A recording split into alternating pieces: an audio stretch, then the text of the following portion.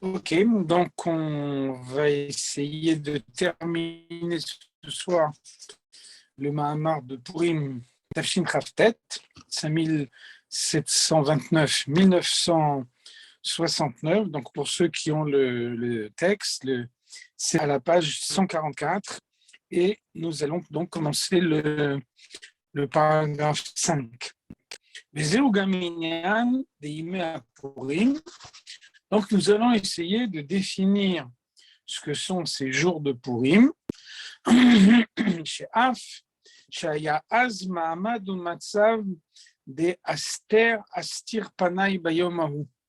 Donc, on voit que le verset nous dit Aster astir panaï bayom haou, je voilerai ma face ce jour-là.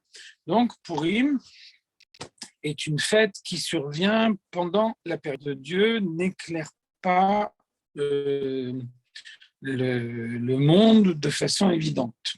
Donc la Gemara, dans ce verset, Aster, Astir Panaï, je voilerai ma face, trouve précisément une allusion à Esther. Esther, c'est celle qui intervient pour matérialiser le miracle dans le monde à une époque où la face de Dieu est voilée. Et donc, on voit que la Gemara nous dit, toujours dans la Gemara Megillah, on dit Arte avde achashverosh ana. Ne sommes-nous pas restés les serviteurs d'Achashverosh? Donc, on voit la particularité de cet épisode de Purim. Après la sortie d'Égypte, les Bnei Israël sont libres. Ils n'ont plus rien à voir avec l'Égypte. Après le miracle de Purim, et donc le fait que tous les Juifs ont eu la vie sauve, les Juifs se trouvent encore dans l'exil de Perse. Et ils n'ont pas encore la possibilité de retourner en Eretz Israël et de reconstruire le Beth Amikdash. Mikol Makom, malgré ces conditions en apparence défavorables, Amdou Kol HaYehudim Bitnua Shel Misirut Nefesh, tous les Juifs ont fait don de leur propre vie à Kiddush Hashem, en sanctifiant le nom de Dieu, Bishvil Leishaer If. On voit que la Gemara en particulier nous dit que c'est Purim qui doit être considéré comme la véritable date du don de la Torah, puisque au moment du don de la Torah, à Shavuot, alors la Gemara nous dit Kafa alehem har kegigit, Dieu a placé la montagne au-dessus de leur tête comme un tonneau, ce qui veut dire que même s'ils avaient dit au préalable Naase venishma, nous ferons et ensuite nous comprendrons, il n'empêche qu'au moment même de l'acceptation de la Torah, ils l'ont accepté sous la contrainte. Et la Gemara nous dit, dans la Gemara Shabbat, on voit Mikan Moda'a Rabba Leoraita. Ceci nous conduit à nous interroger réellement sur la validité de l'acceptation de la Torah. C'est évident qu'une acceptation sous la contrainte n'a aucune valeur. Donc, c'est pour ça qu'on considère que le moment véritable de l'acceptation de la Torah, c'est à Purim, puisqu'ils ont eu connaissance du décret de Haman avec 1 an d'avance. Et donc, pendant 1 an, n'importe qui aurait renoncé au judaïsme savait que de cette façon-là, il aurait eu la vie sauve. Et donc, qu'est-ce qu'on voit? Que pas un seul juif n'a renoncé au judaïsme pendant toute cette année. Et donc, c'est comme ça qu'on considère que la Torah était réellement acceptée. C'est pour ça qu'on voit dans la Megillah le Kiimu vekiblu. Les juifs ont accompli et reçu. Donc, on voit bien que logiquement, on reçoit et ensuite seulement on accomplit. Donc, la Gemara nous dit Kiimu mashe kiblukva. certifier, authentifier ce qu'ils avaient déjà reçu au préalable. Donc, le Matan Torah n'a été qu'une réception et le kiyum, l'acceptation définitive de la Torah a été au moment de Purim. C'est la raison pour laquelle les deuxièmes luchot, les deuxièmes tables de la loi ont été données à Yom Kippour. Yom Kippour, c'est Yom HaKippurim, le jour qui est comparé à Purim, donc qui, du point de vue de la réception de la Torah, n'est pas aussi important que Purim. La réception véritable de la Torah a été à Purim. Kimvoar de Torah Or, et donc l'Admor Azaken explique, Shim Ratsu le'amir datam, lo haya Aman ose lahem klum. Si un juif avait renoncé au judaïsme, alors Aman n'aurait rien pu lui faire, puisque le décret de Aman précisait clairement que la destruction était pour les juifs. Donc si quelqu'un avait renoncé à son judaïsme, il n'aurait plus été concerné par le décret de Haman. Et là, ça veut dire qu'ils ont, pendant toute une année, ils se sont donnés en conscience, en sachant que ça pouvait provoquer leur mort. Et donc, on voit dans la Chassidoute, on nous explique que le Messirut Nefesh, le fait de donner sa vie pour Dieu, c'est quelque chose qui dure un seul instant. Et on demande à quelqu'un de se prosterner devant la Vodazara, il refuse de le faire, on le tue. Donc finalement, son sacrifice dure quelques instants. Alors que là, on voit que leur sacrifice a duré toute une année. Pendant toute une année, ils ont su qu'ils étaient voués à la destruction, à la mort, qu'il leur suffisait de prononcer un mot pour avoir la vie sauve, et ils ne l'ont pas fait. Pendant toute une année. Et donc le fait marquant, c'est que ceci a concerné tous les juifs à la fois. Donc on voit que par exemple en Égypte, il y avait des juifs qui ne voulaient pas quitter l'Égypte. Ces juifs-là sont morts pendant la plaie de l'obscurité, avant de la sortie d'Égypte. Donc on voit bien qu'au moment de la sortie d'Égypte, il n'y avait pas unanimité. En revanche, à l'époque de Purim, chaque juif était prêt à donner sa vie pour Dieu sans aucune exception. Et donc, la Megillah nous dit Knos et kol haYehudim hanimtsaim b'Shushan, réunis tous les juifs se trouvant à Shushan, et donc Anashim, Nashim, Betaf.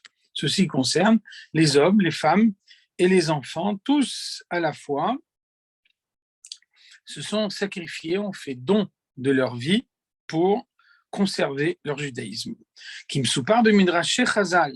Et donc, les Midrashim de nos sages nous racontent Shafilu Tinukot Shel Bet Rabban, même les enfants, les petits-enfants qui se consacraient à l'étude de la Torah, Tsa'aku Mitoch Mesirut Nefesh, ils ont crié avec Mesirut Nefesh, même des petits-enfants qui ne sont pas encore tenus de mettre en pratique les mitzvot, ils ont dit à Mordechai, Itra anu lechaim o vechulu.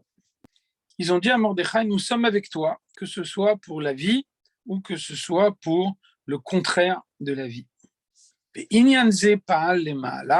Et donc, ce sacrifice de tous les juifs à la fois a eu son effet là-haut, chez Nidbatel à Hélène et Esther, et donc le voile de la présence de Dieu, qui est caractéristique de l'exil et qui s'appliquait à l'époque, puisque les Juifs étaient en exil de Perse, et comme on l'a dit, ils sont restés dans cet exil même après la victoire de Purim.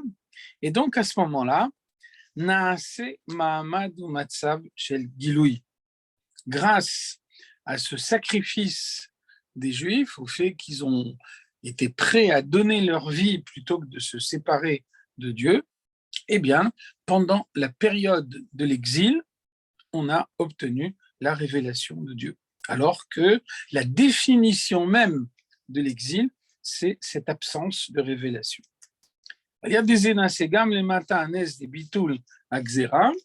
Et donc, le décret qui a été abrogé en bas dans le monde a été uniquement la conséquence de l'effet céleste de cette Messirut Nefesh des Juifs. On a vu déjà à plusieurs reprises comment tous les événements de ce monde ne sont pas des événements qui se produisent dans ce monde, qui naissent dans ce monde et qui sont des événements du monde, mais ce sont uniquement le prolongement matériel d'événements qui se passent dans les mondes supérieurs. Lorsque l'Admour Azaken est sorti de prison, il était qui se lève, eh bien, il y a eu d'abord une victoire devant le tribunal céleste, et c'est la victoire du tribunal céleste qui a entraîné celle du tribunal terrestre. La même chose ici, pour Purim, les Juifs font Messirut Nefesh, ils sont prêts à donner leur vie pour Dieu. Ceci a un impact là-haut et on obtient la révélation de Dieu alors que pendant la période de l'exil, cette révélation n'existe pas. Eh bien, la conséquence, c'est que le décret d'Aman est abrogé, alors que de manière naturelle, il n'y avait aucune possibilité de l'abroger. Omnam,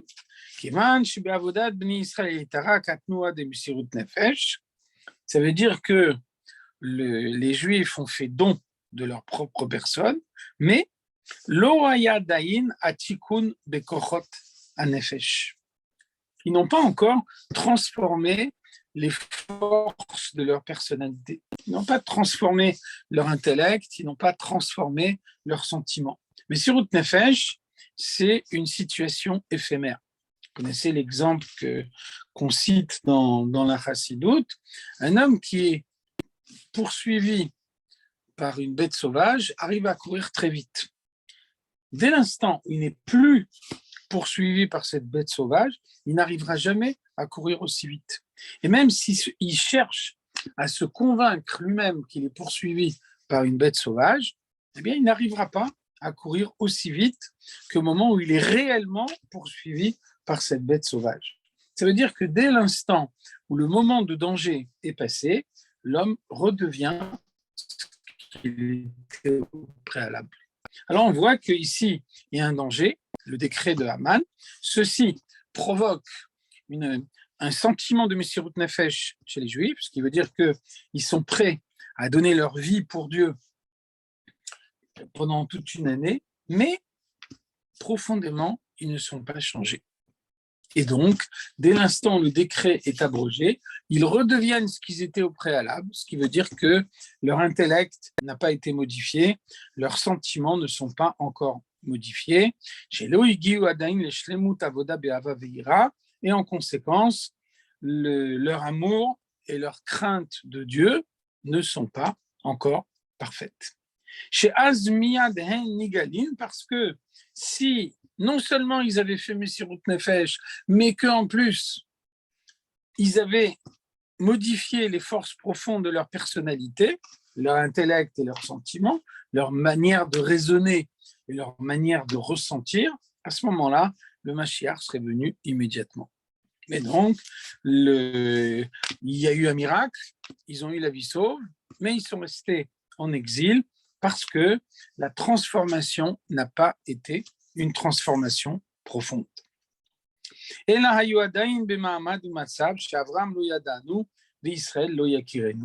veut dire qu'ils étaient encore dans la situation qui a été décrite au préalable. Nous ne connaissons pas Abraham et nous ne savons pas qui est Israël.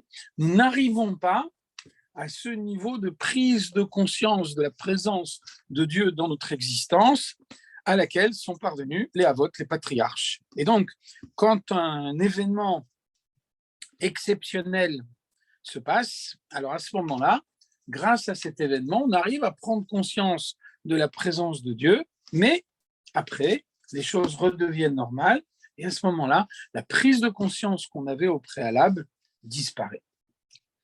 Lachem, Gaminyan Anes, Lo Haya Beofen Galoui. Donc, cette absence de de transformation profonde de la personnalité a eu pour effet, ici en bas dans le monde, que le miracle n'a pas été un miracle évident. Et donc, vous voyez bien que dans la Megillah, on ne cite pas une seule fois le nom de Dieu. Et puis, si on lit la Megillah sans arrière-pensée, on peut se dire que finalement, il n'y a eu aucun miracle et qu'il y a eu uniquement un enchaînement de conditions favorables. Esther était à l'endroit où il fallait au bon moment, et Mordechai était à l'endroit où il fallait au bon moment, mais puis, il n'y a pas eu vraiment d'intervention de Dieu dans le monde. C'est-à-dire que le miracle s'est passé de telle façon qu'il n'était pas perceptible dans le monde, comme les miracles étaient perceptibles à l'époque du Beth Amikdash. On dit que dans le Beth Amikdash, dans le temple, il y avait 10 miracles qui se passaient quotidiennement. Ça veut dire que n'importe qui entrait dans le temple à l'époque voyait devant ses yeux 10 miracles, 10 défis de la nature. Ceci ne s'est pas passé au moment de Purim. Le miracle de Purim, qui était un immense miracle, c'est tout le peuple juif qui a été sauvé. Le miracle a pris une apparence totalement naturelle.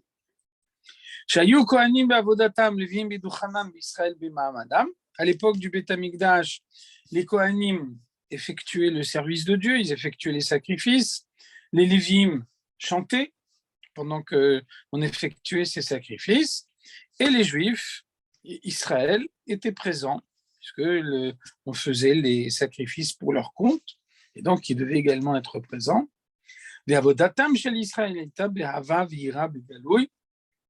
Donc, à l'époque du Beth Amikdash, lorsque l'exil n'était pas effectif, eh bien à ce moment-là, les Juifs servaient Dieu avec l'amour et la crainte de Dieu révélés au sein de leur personnalité. Ceci ne s'est pas passé à l'époque de Purim.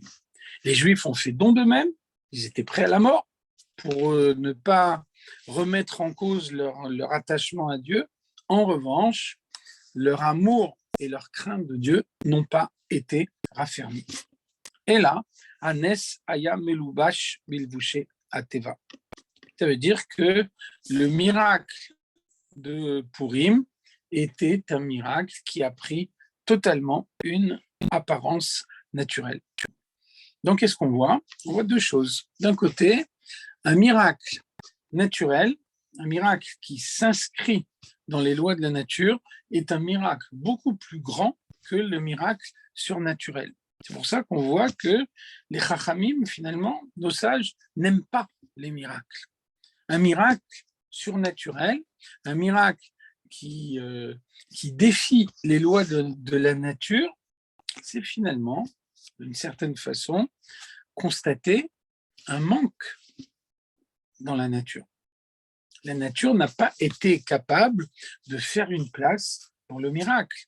La nature, elle a été créée par Dieu, et Dieu a instauré les lois de la nature au moment de la création, pendant les 6 jours de la création. Et ça veut dire que finalement, ces lois naturelles qui ont été instaurées par Dieu n'ont pas pu intégrer le miracle au point qu'il a fallu suspendre ces lois pour pouvoir effectuer le miracle dans le monde.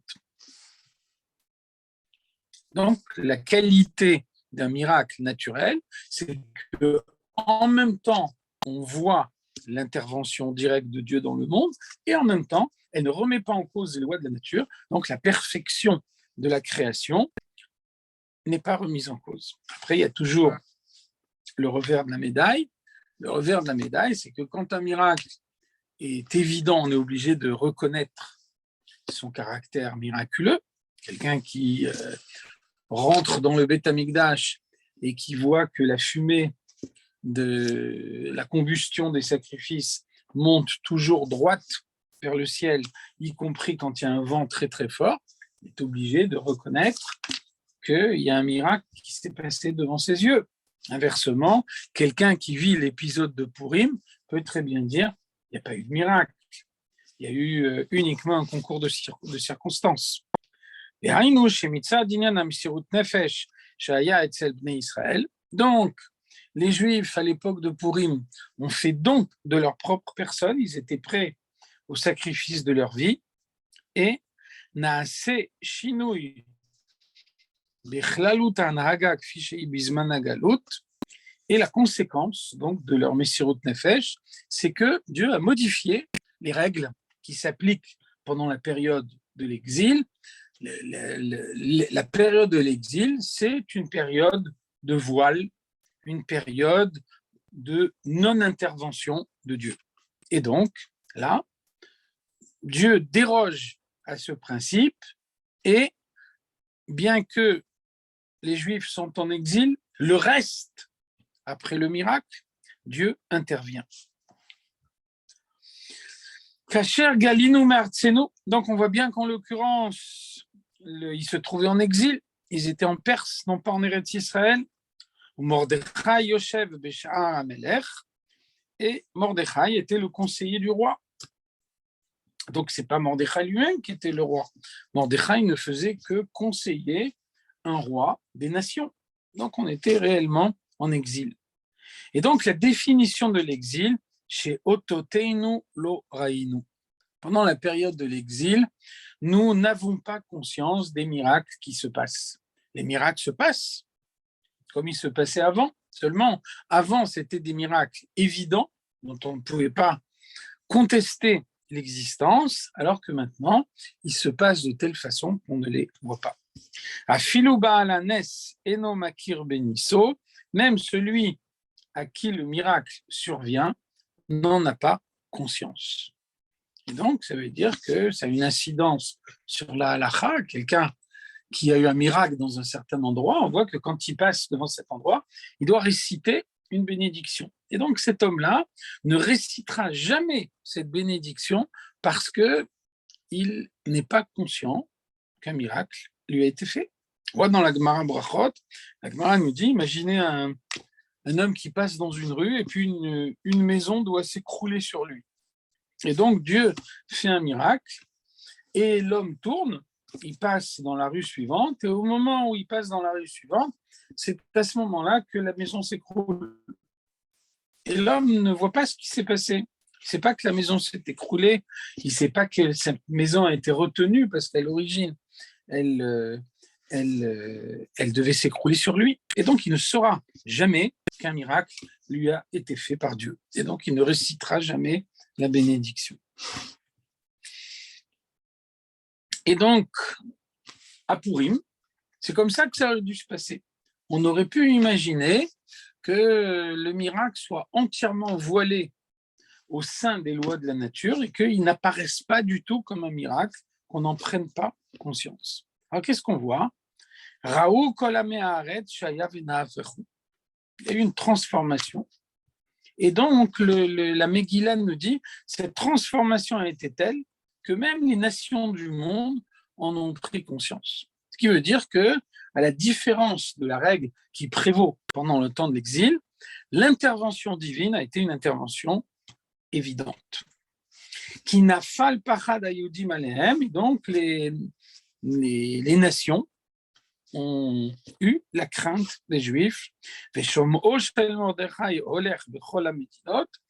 la renommée de Mordechai s'est répandue dans toutes les provinces du roi. Néanmoins, ce miracle de Purim est un miracle qui a pris une apparence totalement naturelle, et donc, c'est la raison pour laquelle on voit que quand les Chachamim discutent sur ce miracle de Purim, alors on donne des preuves que le miracle s'est réellement passé. Pourquoi on a besoin de citer une preuve pour quelque chose qui n'est pas évident? Si quelque chose est évident, on n'a pas besoin d'une preuve.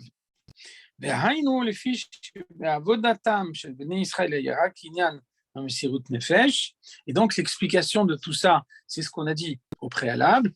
Les Juifs, au moment de Purim, se sont trouvés dans une situation de Messirut Nefesh. Messirut Nefesh, c'est quelque chose qui élève l'homme au-dessus de sa situation normale. Et donc, tout d'un coup, il est capable de faire des choses qu'en situation normale, il n'est pas capable de faire. Dans une situation normale, c'est écrit « Kol asher leish yiten be'ad nafsho ». Un homme est capable de donner tout ce qu'il possède pour conserver la vie. Et là, on voit qu'en conscience, cet homme-là donne sa vie plutôt que de se séparer de Dieu. On voit que dans une situation normale, un homme n'est pas capable de courir aussi vite. Et là, il est poursuivi par une bête sauvage, alors il arrive à courir très vite. Donc, il s'agit d'une situation d'exception, et dans cette situation d'exception, un homme reçoit des forces que d'habitude, il ne possède pas. Alors, évidemment, dès que cette situation d'exception est terminée, il redevient ce qu'il était au préalable, sans aucune modification. Ce qui veut dire que ce qui s'est passé n'a pas eu un impact profond sur sa personnalité. Ça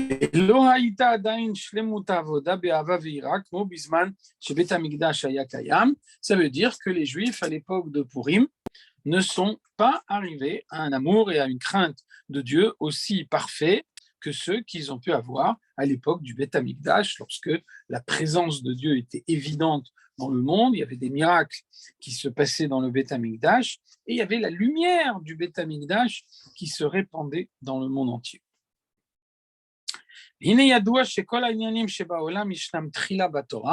Tout ce qui existe dans le monde existe tout d'abord dans un premier temps dans la Torah. La Torah, c'est le plan d'architecte de la création. Et donc, on sait que quand on construit une maison, on regarde tous les détails de la maison dans le plan d'architecte et ensuite, on construit la maison en fonction de ce qui figure dans ce plan. Donc, de la même façon, tout ce qui existe dans le monde se trouve dans la Torah. Et donc, de la même façon que quand on construit la maison, d'abord on construit le plan et ensuite on construit effectivement. Alors, de la même façon, chaque détail se trouve d'abord dans la Torah et ensuite il émane dans le monde de ce qu'il est dans la Torah. Kema'amar, c'est pour ça que le Zohar nous dit Istakel beoraita ou bara alma, Dieu a consulté la Torah pour pouvoir créer le monde. Donc c'est la même chose également pour ce miracle ayant une apparence totalement naturelle qui s'est passé à Purim. Chez Inyanze Nimshach Aliade à Torah, il faut trouver la source de ce miracle dans la Torah. Biura Inyan, comment est-ce qu'on peut justifier cette affirmation? On sait que la Torah se décline en deux parties. Il y a la loi écrite et la loi orale. Et donc, quelle est la différence entre l'une et l'autre? Chez Torah, chez Birtam, Nikret, chez Mikra, la loi écrite s'appelle Mikra. Mikra, c'est de la même racine que Koré. Koré, celui qui appelle, chez Moré, Alignan, à Gilouï. Et donc, appeler quelqu'un, quand on appelle quelqu'un, il vient, on le voit, il est présent devant soi. Donc, Ke Adam a Koré le Chavero, Kedeita Betania, le Tania nous dit, la loi écrite, c'est comme quelqu'un qui appelle son ami. La loi écrite, c'est un appel lancé à Dieu. Dans chaque mot de la loi écrite, on trouve un appel à Dieu, au point que les Chachamim nous disent que chaque mot de la Torah est un nom de Dieu. Shmotab shel HaKadosh Baruch Hu. De la même façon que le nom d'une personne, c'est ce qui permet de l'appeler, et quand on l'appelle, il vient, et bien de la même façon, chaque fois qu'on récite un mot de la loi écrite, on appelle le dévoilement divin. Donc Dieu apparaît beaucoup plus clairement dans la loi écrite que dans la loi orale. Dans la loi écrite, on voit bien comment chaque mot émane de Dieu, alors que dans la loi orale, on essaye avant tout de comprendre un raisonnement. Et donc un raisonnement, ça veut dire que l'homme lui-même est capable de raisonner. Donc finalement, dès l'instant où on prend une formulation rationnelle, il y a nécessairement un voile de la divinité. Sha'arei al kol tza'ad ve'sha'al niskar Shem Kadosh, Inyan Shel Nes, quand on étudie la loi écrite, alors constamment, on cite un nom de Dieu, on décrit un miracle, on décrit ce que doit être le service de Dieu, Schar ve'onesh, ce que sont les récompenses, les punitions. Moshe Katouv, par exemple, on trouve un verset de la loi écrite qui nous dit « Ou bacharta bachaim » tu feras le choix de la vie. Ça veut dire que la Torah définit, la loi écrite définit de façon claire ce qu'est la vie, ce qu'est la mort, et puis ensuite la Torah nous dit tu choisiras la vie.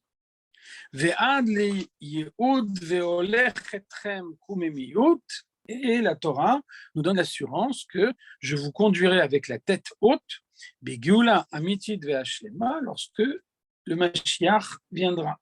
Donc, la loi écrite est une partie de la Torah dans laquelle la présence de Dieu est une évidence et elle est ressentie comme telle dans chaque passage de la Torah.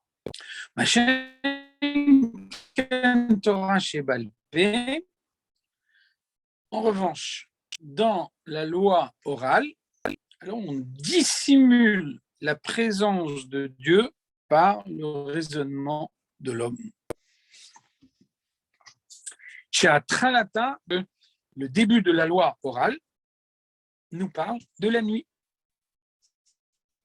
puisque les premiers mots de la Mishnah du premier traité, les premiers mots du traité Brachot, c'est mais à partir de quelle heure peut-on lire le Shema Israël de la nuit? Donc, depuis ces premiers mots, la loi orale envisage une situation de nuit, une situation d'absence de lumière, une situation d'absence de révélation de Dieu. On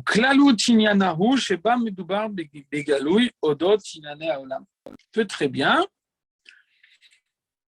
étudier la loi orale comme une manière d'interpréter les choses du monde, la pratique de la Torah et des mitzvot au quotidien, et qui malgré tout éprouvent un plaisir à étudier la Gemara parce qu'ils sont admiratifs des raisonnements qu'on y trouve, de toute la sagesse qui est dévoilée. Donc on aboutit à cette conclusion paradoxale que le fait de mettre en avant la rationalité de la loi orale a pour effet d'y voiler la présence de Dieu.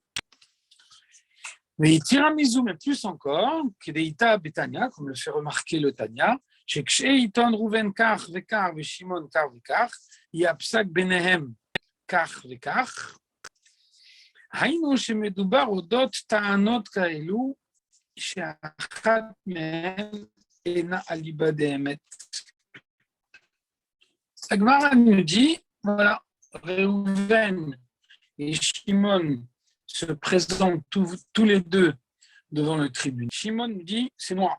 Donc, ça veut dire que l'argument avancé par l'un est opposé à l'argument avancé par l'autre.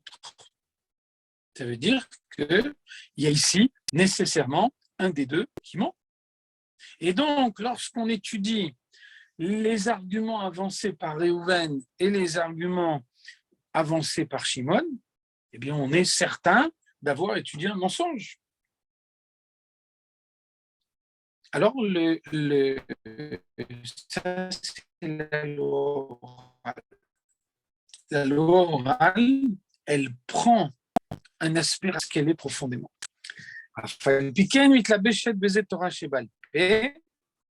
Donc, la loi orale peut également prendre en charge le mensonge. Et là, il est clair que la Torah, c'est l'arbre de vie. Bigeret HaKodesh Siman Chavav, le Tanya explique longuement que la Torah entre en relation avec l'arbre de la connaissance du bien et du mal. C'est pour ça que la Torah nous définit qu'est-ce qui est bien, qu'est-ce qui est mal. Mais la Torah par elle-même, c'est l'arbre de vie. Etz Chaim Hila Machazikim Ba, elle est un à elle. Et donc, ça veut dire que la Torah, c'est la vie. Néanmoins, cette Torah de vie peut des fois voiler la présence de Dieu au point de conduire l'homme à étudier un mensonge.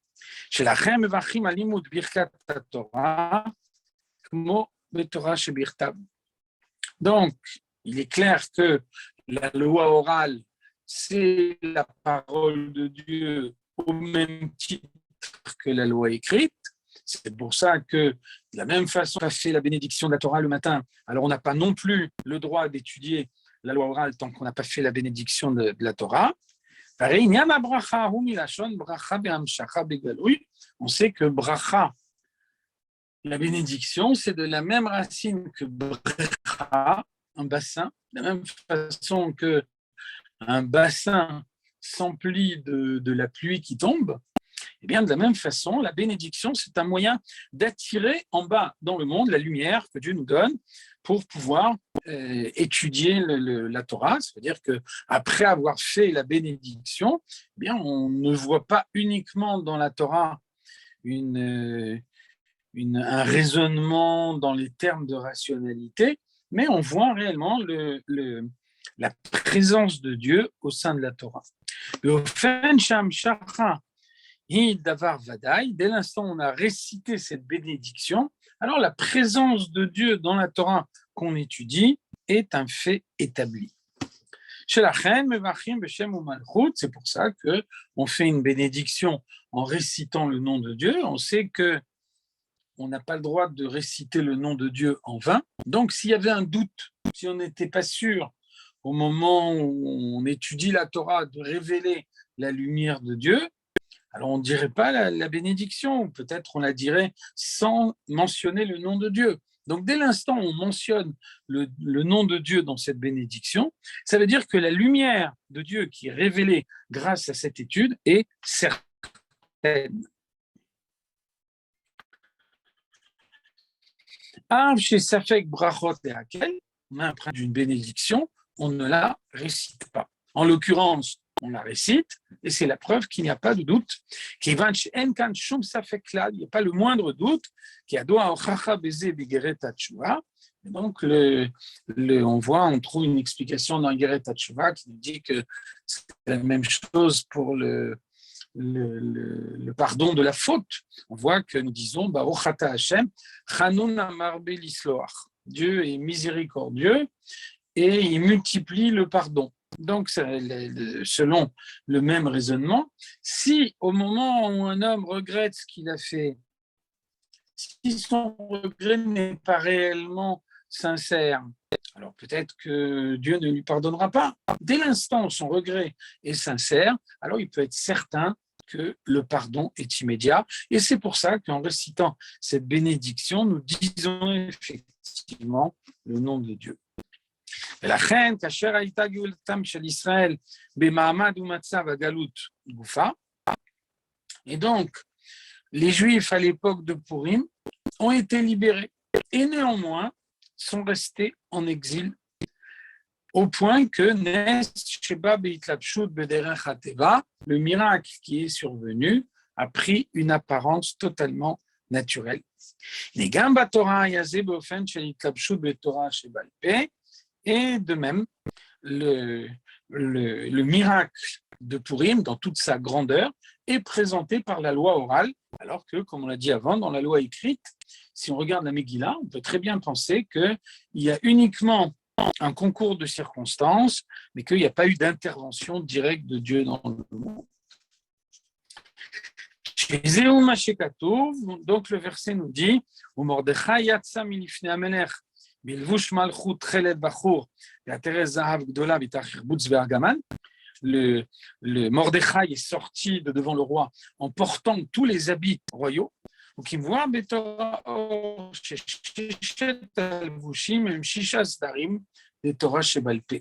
Et donc, l'Admour Azaken nous dit pourquoi la Megillah mentionne-t-elle 6 vêtements royaux que portait Mordechai quand il a fait le tour de la ville? C'est parce qu'il y a 6 ordres dans la loi orale. Et de cette façon-là, la Megillah nous fait une allusion en nous disant, dans la Megillah elle-même, le miracle de Purim est caché. Si on veut savoir ce qu'est réellement ce miracle de Purim, alors il faut l'étudier dans la loi orale.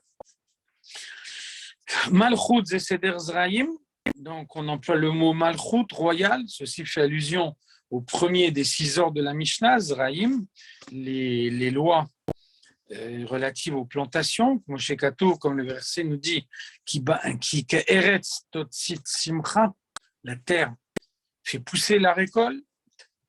Il y a Sfirat Malchut, de la même façon, la Sphira de Malchut, c'est celle qui insuffle au monde la lumière dont il a besoin pour exister.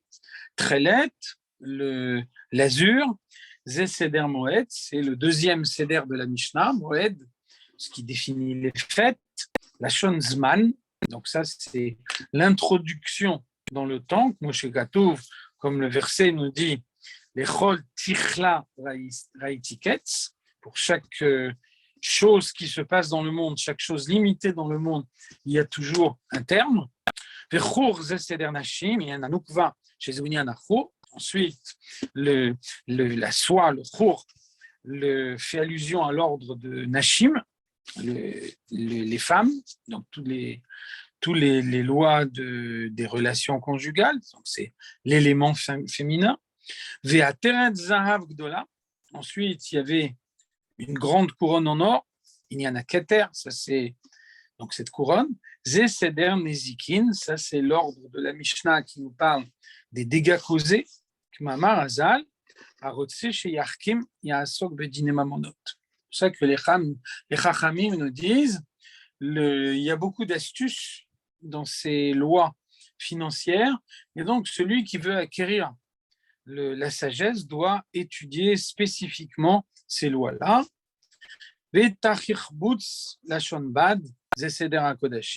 Ensuite, il y avait des habits de lin. Ça, c'est l'ordre de Kodashim, des sacrifices. On voit que la matière essentielle dans laquelle étaient faits les vêtements du Kohen, c'était le lin. Ve'argaman, ze seder taharot. Ensuite, le pourpre, ça c'est taharot, l'ordre de la Mishnah qui définit les lois de pureté et d'impureté. Et fiche Eshba Kama Gavanim, dans lequel on trouve plusieurs façons, plusieurs manières d'envisager les choses, ce qui est pur, ce qui est impur. Ve'al zeneemar, et donc la Megillah vient nous dire, Mordechai sort de devant le roi en portant tous ses habits à la fois, et c'est de cette façon-là qu'il est promené dans les rues de la ville. De manière allusive, qu'est-ce que ça veut dire?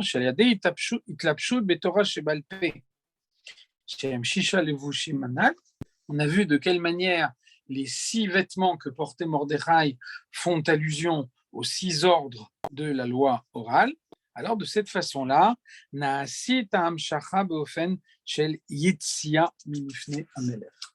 la possibilité, de cette façon-là, de sortir de devant le roi, non seulement de quitter la porte du roi, le palais proprement dit, et la gamme les matam mais de sortir complètement du palais, de rentrer dans la rue, dans le monde qui en apparence n'est pas attaché au service de Dieu. Et donc, on affronte ce monde en portant les habits du roi, c'est-à-dire en ayant l'interprétation que nous donne la loi orale. Et à ce moment-là, on peut observer le monde à travers la définition qu'on donne la Torah.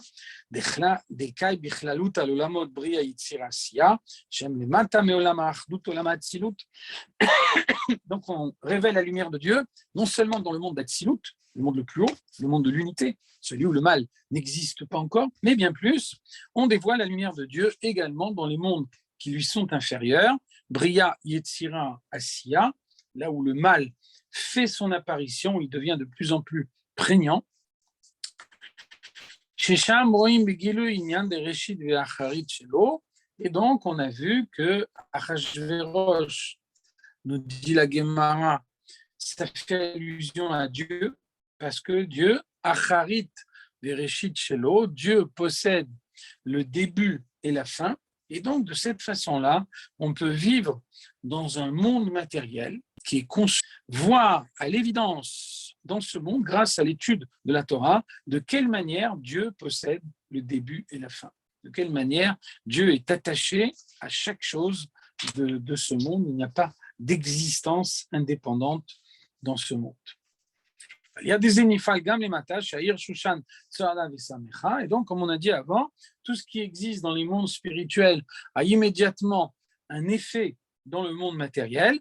Et donc, dans la ville de Shushan, de Suse, là où résident essentiellement les Juifs, eh bien, tout le monde prend conscience du miracle et tout le monde est heureux, joyeux. La joie de la révélation de Dieu touche tout le monde.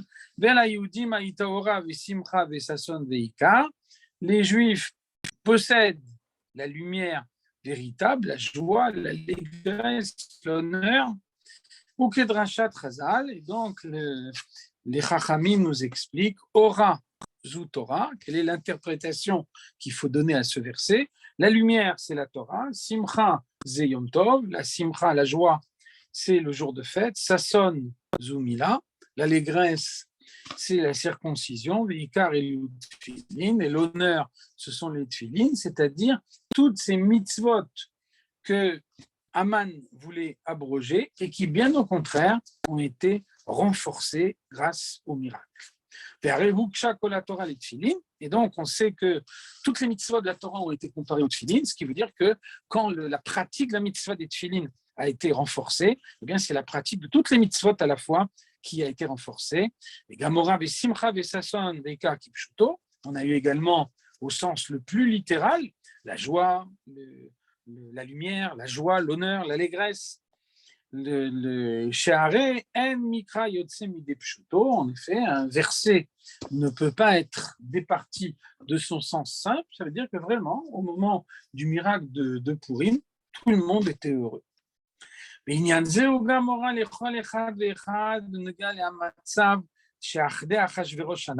donc, on voit toute la dimension actuelle de Purim, puisque le miracle de Purim est survenu à une époque où ils étaient en exil, et ils sont restés en exil auprès d'Achashverosh, même après la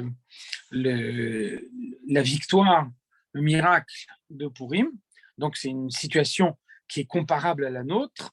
Et donc, nous dit le Rabbi, chez Lo Yipol Misé Leitiaesh.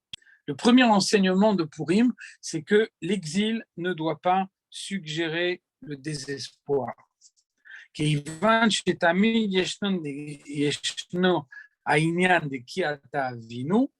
Nous devons avoir conscience que Dieu est notre Père, que Dieu est toujours présent, que même pendant le temps de l'exil, même à un moment où sa présence est voilée, Dieu, malgré tout, est là et il protège chacun. Qui me voit Petora Or, comme l'explique l'Admour Azaken, chez la reine Bitel Yochanan Kohen Gadol et Ameorerim, Shayu Omrim, Ura Lama Tishan Avaye. C'est pour ça qu'on voit un verset que certains prononçaient dans le Beth Amikdash, Ura, réveille-toi, Lama Tishan Avaye. Pourquoi le dors-tu, Dieu? Et donc, on voit que Yochanan, le Kohen Gadol, celui du miracle de Hanouka, a supprimé la récitation de ce verset. Parce que, a-t-il dit, on ne doit pas laisser les Juifs penser que Dieu dort. On ne doit pas lui demander de se réveiller. Dieu ne dort pas. Dieu protège chacun en permanence. Et donc, il n'y a pas de raison de suggérer à quelqu'un que Dieu est en état de sommeil. Chaque juif doit appliquer cet enseignement chez Tamid Yeshbo Nekudat Ayadut de Tokfa. Un juif, quelle que soit la situation dans laquelle il se trouve, a toujours la pointe de judaïsme qui l'anime, qui est entière, qui est intègre. On n'a pas besoin de réveiller cette pointe profonde de judaïsme. Elle se trouve toujours en éveil chez chacun. Et la tzrichimrak leasbirlo chez Davarze nogia lainyan de ish yehudi aya. Et donc, il suffit d'expliquer à un juif que, voilà, il y a un Mordechai, et Mordechai est en train d'agir pour que tous les juifs soient sauvés. Et donc, quand on parle à un juif de Mordechai, à ce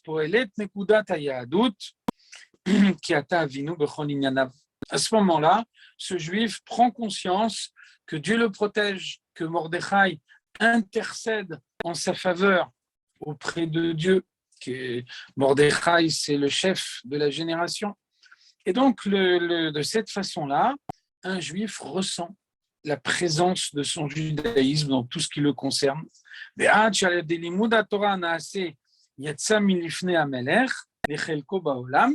donc, de la même façon que Mordechai est sorti dans les rues de la ville en portant ses 6 vêtements qui font allusion aux 6 parties de la loi orale, eh bien, de la même façon, un juif, le matin, il étudie la Torah, et puis ensuite, il affronte tous les événements du monde avec toute la force qu'il a tirée de son étude.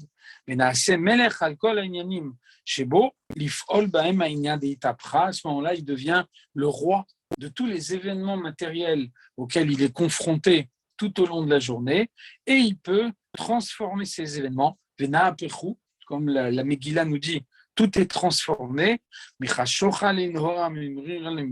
On peut transformer l'obscurité en lumière, transformer l'amertume en douceur tout au long de la journée, dans tous les événements auxquels on est confronté.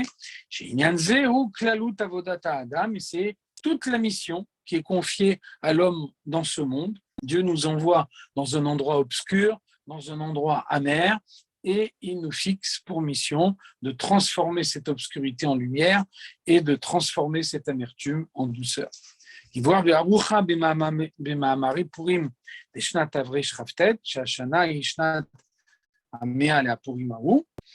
le rabbi a précisé au début de son Mahamar que le rabbi Maharash avait dit un Mahamar de Purim 100 ans plus tôt. Donc les idées qui ont été développées ici sont des idées qui se trouvent à l'origine dans ce Mahamar du rabbi Maharash. Il y a des poètes chez les Yudim Haïtora, c'est en agissant de la manière qui vient d'être décrite qu'on peut obtenir pour chaque juif la lumière, la joie, l'allégresse, l'honneur, Kedrashat Chazal Anal, que selon les explications des sages qui ont été données au préalable, l'étude de la Torah, le respect des fêtes, la circoncision, les tfilines, toutes les mitzvot à la fois. Et ensuite, tout ceci se dévoile concrètement dans le monde, les matam et asarat fachim d'une manière tangible, betov en un bien visible et tangible, un bien que nous-mêmes nous interprétons comme étant un bien, non pas un bien caché, que Dieu sait que c'est un bien, mais nous ne le voyons pas, un bien évident que nous-mêmes nous interprétons comme étant un bien, chez la Yehudim Haïta, Ora Vesimcha Vesasson Beka, que pour chaque juif puisse avoir la lumière, la joie, l'allégresse, l'honneur, Ken Tielanu, comme nous le disons dans la Havdalah, que Dieu fasse que ce soit ainsi pour nous, et de cette façon-là, nous rapprocherons une délivrance de l'autre. Tout de suite, après la délivrance de Purim, il y aura la délivrance de la venue du Mashiach. Nissan Nigalo, mais Nissan Atidin, les Igaël, c'est en Nissan que nous sommes sortis d'Égypte, et en Nissan que le Mashiach viendra, Begula Mitid Shlema, par en Nissan que nous obtiendrons la délivrance véritable et complète, à l'idée Mashiach Tzidkenu, avec la venue de notre juste Mashiach. C'est la fin de ce Mahama.